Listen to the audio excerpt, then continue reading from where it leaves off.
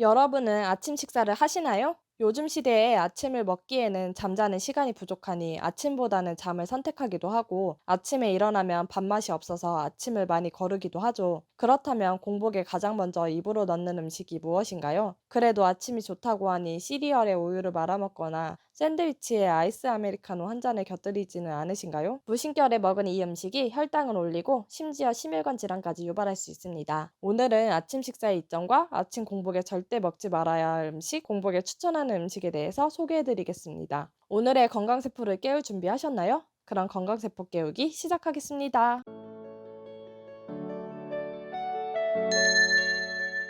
안녕하세요. 건강세포 알림이입니다. 여러분, 아침 식사가 왜 중요할까요? 요즘 간헐적 단식 이야기가 많이 나오면서 아침을 걸러도 된다. 아니다. 아침 식사는 꼭 해야 한다는 이야기가 팽팽하게 논쟁되고 있는데요. 과연 어떤 정보를 믿고 실천해봐야 할지 너무 어렵죠? 그래서 두 가지 의견에 대한 연구 내용을 정리해봤습니다. 먼저 간헐적 단식을 해야 한다는 견해에서는 공복을 유지하는 시간과 음식을 섭취하며 활동하는 시간을 구분하는 것이 과학적으로 매우 중요하다고 강조하고 있습니다. 시간을 정해놓고 하는 간헐적 단식은 우리 몸의 지방이 에너지원으로 사용해 체중 조절에 효과적인 방법이라고 설명합니다. 하지만 다음과 같은 이유로 나는 간헐적 단식을 하고 있다 말하지 않으신가요? 우리가 보통 아침을 거르는 이유가 간헐적 단식을 위해서 한다기보다 아침에 일어나기 힘들기도 하고 아침에 밥맛이 없어서 거르는 경우가 많죠. 그런데 그 이유가 대부분 밤 늦게까지 활동을 하면서 늦은 시간 야식을 먹게 되어 소화가 되지 않은 상태로 잠들기 때문에 아침에 입맛이 없게 되는 것입니다. 그래서 공복으로 회사나 학교에 가면 배가 고프니 간식을 찾게 되고 빵이나 에너지바 등으로 때우기 일쑤죠. 이런 것들을 먹지 않고 점심까지 찾는다면 밥을 빨리 먹게 되어 혈당을 조절하는 인슐린 분비가 계속해서 자극을 받게 됩니다. 이런 개념의 간헐적 단식은 인슐린 분비를 조절하는 췌장을 망가뜨리는 지름길로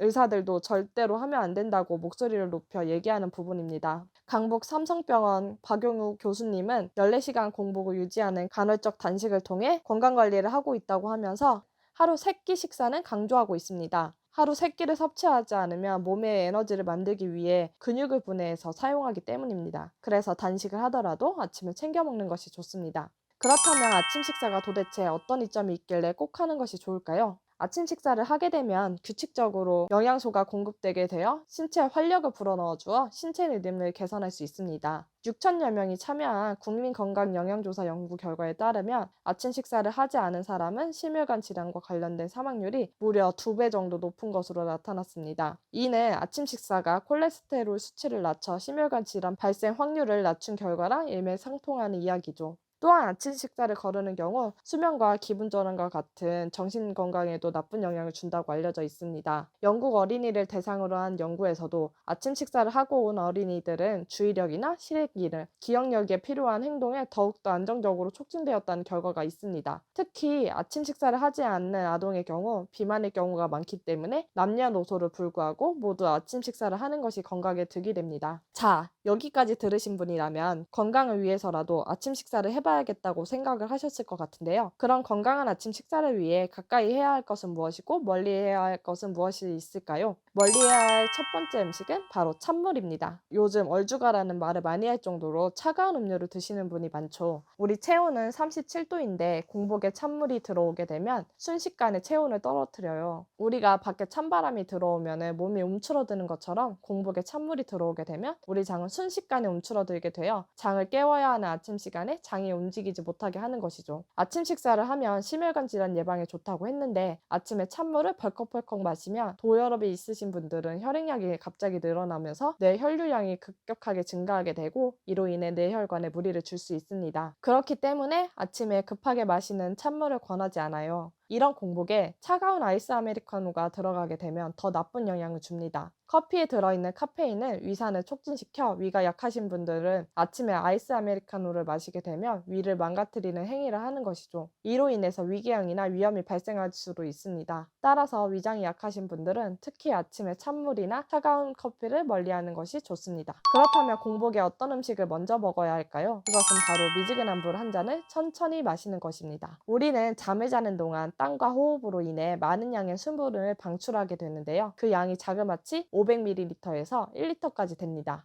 그래서 잠들기 전에 몸무게와 기상 직후 몸무게가 꽤 차이가 나는 것은 우리 몸에 수분이 빠져나갔기 때문인 것이죠. 몸무게가 빠지면 좋은 것 아닌가요? 라고 말할 수 있겠지만 단순히 수분만 빠져나간 것이기 때문에 우리 몸에 좋지 않아요. 그 이유는 자는 동안 수분이 빠져나가면서 혈액이 끈끈해지는데 이로 인해서 심근경색이나 뇌경색의 위험도가 아침에 더 증가하게 됩니다. 그래서 끈끈한 혈액을 묽게 해줄 한 잔의 물이 필요한 것이죠. 하지만 기상 직후 마시는 물은 입안에 세균과 함께 마시는 것이므로 양치질을 먼저 해준 다음에 물을 한 잔 마셔주는 것이 좋습니다. 이 물 한 잔이 우리 몸의 윤활유와 같은 역할을 해줘서 혈액이 잘 흐르도록 도와줍니다. 또한 잠자고 있던 장을 깨워서 소화를 도와주고 배변 활동에 신호를 주게 됩니다. 그래서 변비 예방에도 기상 직후 물 한 잔을 추천하는 것이죠. 특히 나이가 드신 분은 소변 활동을 도와주는 항이뇨 호르몬 분비가 저해되어 만성 탈수증을 겪는 분들이 많으신데요. 기상 직후 물 한 잔은 이런 탈수 증상을 예방하고 신진대사와 혈액순환을 도와주는 역할을 합니다. 그렇다니 미지근한 물 한 잔을 안 마실 수 없겠죠? 다음으로 멀리해야 할 음식은 바로 빵입니다. 빵은 밀가루로 만듭니다. 여기에 더불어 엄청난 양의 설탕과 버터가 들어가죠. 제일 건강해 보이는 빵인 통밀식빵 레시피만 찾아봐도 재료의 약 20%가 설탕과 버터로 구성되어 있습니다. 그런데 우리가 아침으로 대체하는 빵들은 대부분 더 많은 설탕과 버터를 넣고 만들기 때문에 아침부터 혈당을 급격하게 오르게 할 수 있는 것입니다. 여기에 딸기잼과 버터를 덧바른다면 우리의 혈액은 당과 지방으로 채워지게 되는 것이죠. 그러면 서양인들은 빵을 주식으로 하는데 뭐가 문제지? 라고 생각하실 텐데요. 서양인들이 먹는 빵은 주로 통밀을 사용하고 설탕이나 버터를 넣지 않고 발효시킨 빵을 주로 먹는데요. 그 빵을 먹으면 엄청 질기고 신맛이 나죠. 하지만 우리가 주변에 흔히 구할 수 있는 빵은 버터와 설탕을 많이 사용하여서 혈당을 높이며 포화지방이 많아 오히려 아침에 먹으면 당뇨와 심혈관 질환을 유발할 수 있습니다. 이와 비슷한 원리로 설탕이 많이 들어있는 시리얼도 결코 건강에 좋지 않습니다. 그렇다면 빵 대신 어떤 음식을 먹는 것이 좋을까요? 아침에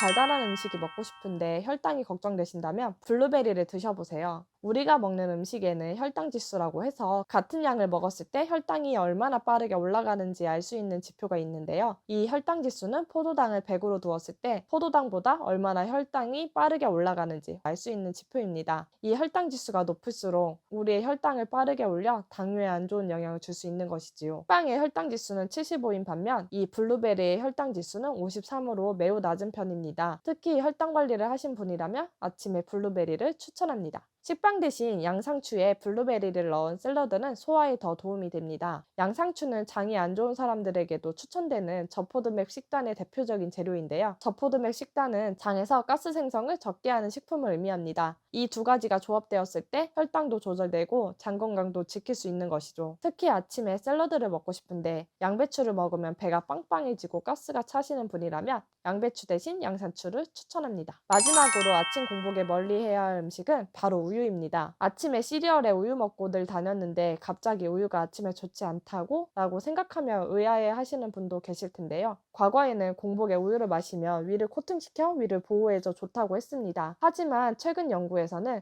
우유에는 카제인이라는 단백질이 많이 들어있는데요. 이 단백질은 사람이 소화하기 힘들기 때문에 소화 기능이 약한 사람들에게는 위산 분비가 촉진되어 오히려 복통을 유발할 수도 있습니다. 유당불내증이 있는 분들은 특히 더 조심하셔야 합니다. 아기일 때는 우유에 유당을 분해할 수 있는 효소를 충분히 가지고 있어 모유를 먹어도 아기들은 탈이 나지 않지만 성인이 되면 이 효소의 분비량이 감소하게 되는데 특히 우유를 잘 먹지 않는 동양권에는 이 유당을 분해할 수 있는 효소를 가지지 않은 사람들이 많습니다. 그래서 우유 대신 귀리우유나 아몬드우유와 같은 것으로 바꿔보시는 것을 추천합니다. 이것들을 고르실 때는 꼭 성분표를 확인해 보세요. 유기농이라고 하고 좋은 재료를 사용했다고 말하면서 설탕이 들어가 있는 경우가 많아요. 설탕이 들어가지 않은 제품을 찾으신다면 아래에 고정 댓글을 확인해 주세요. 우유로 단백질을 보충하려고 했는데 뭘 먹어야 하나 고민되시죠? 아침 단백질 보충을 위해 달걀을 추천합니다. 달걀에 있는 영양성분 중 단백질 함량이 가장 높습니다. 중간 크기의 달걀 하나에 5.5g 정도가 포함되어 있습니다. 아침에 달걀 2개만 섭취해도 하루에 필요한 단백질을 충분히 보충할 수 있죠. 달걀은 다양한 영양성분이 포함되어 있어 완전 식품이라고도 불리는데요. 비타민 C를 제외한 모든 비타민과 미네랄이 풍부하게 들어있어 이렇게 불리기도 합니다. 또한 단백질은 포만감을 오래 유지시켜주기 때문에 다이어트에도 매우 좋은 식재료입니다. 이 달걀은 무엇보다 삶았을 때 달걀의 단백질이 소화되기 쉬운 형태로 변화하기 때문에 삶아서 드시는 것이 영양소 흡수면에서 도움이 됩니다. 다만 달걀에는 식이섬유와 비타민 C가 부족하므로 건강한 아침을 위해서라면 앞에서 언급했던 양상추와 블루베리, 계란으로 샐러드를 만들어 드신다면 든든하고 건강한 하루를 시작할 수 있으실 거예요. 무엇보다 중요한 것은 한 가지만 좋다고 한 가지 음식에 집중하기보다는 아침엔 다양한 식재료를 함께 섭취하는 것이 영양학적으로 더 좋습니다. 정리해보면 아침 식사는 심혈관 질환과 비만을 예방하는 데 도움이 됩니다. 아침에 꼭 피해야 할 음식은 찬물, 빵, 우유이고 아침 공복에 좋은 음식은 미지근한 물, 블루베리, 달걀입니다. 오늘 소개한 아침 공복 습관으로 잠들어 있는 건강세포를 깨워보세요. 이 내용이 도움이 되셨다면 소중한 분께 공유해주세요. 구독과 좋아요는 좋은 콘텐츠 제작에 도움이 됩니다. 다음에 더 유익한 정보로 찾아뵙겠습니다. 오늘도 활기찬 하루 보내세요.